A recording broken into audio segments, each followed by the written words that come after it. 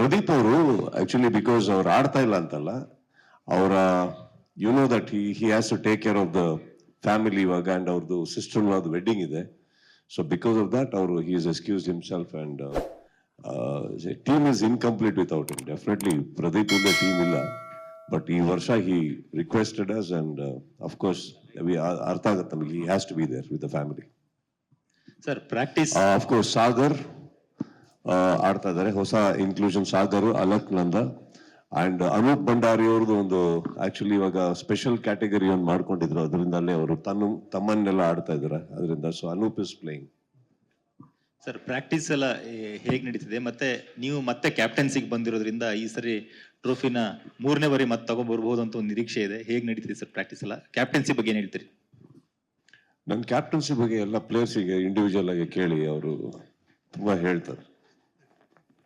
ಅಂದ್ರೆ for example ಇವಾಗ ಒಂದು ಪ್ರಾಕ್ಟೀಸ್ ಮ್ಯಾಚ್ ಆಗುತ್ತೆ, ನಾನು ಆಡಿರಲ್ಲ, ಒಂದು 18ರಿಂದ 20 ವೈಡ್ಗಳು ಹೋಗಿರುತ್ತೆ.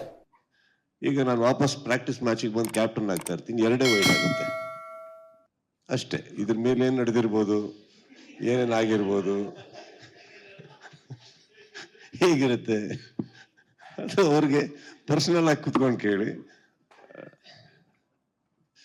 ಹೆಂಗೂ ನಮ್ಮ ಸ್ಟಂಪ್ಸ್ ಮೈಕ್ ಇಸ್ ದೇನೋ, ಯುಲ್ ನೋ. ಲೇಟೆಸ್ಟ್ ಹಾಗೂ ಇಂಟ್ರೆಸ್ಟಿಂಗ್ ಸುದ್ದಿಗಳಿಗಾಗಿ ಬಾಸ್ ಟಿವಿ ಕನ್ನಡ ಚಾನೆಲ್ನ ಸಬ್ಸ್ಕ್ರೈಬ್ ಮಾಡಿ. ಹಾಗೆಯೇ ಬೆಲ್ ಐಕಾನ್ ಪ್ರೆಸ್ ಮಾಡಿ.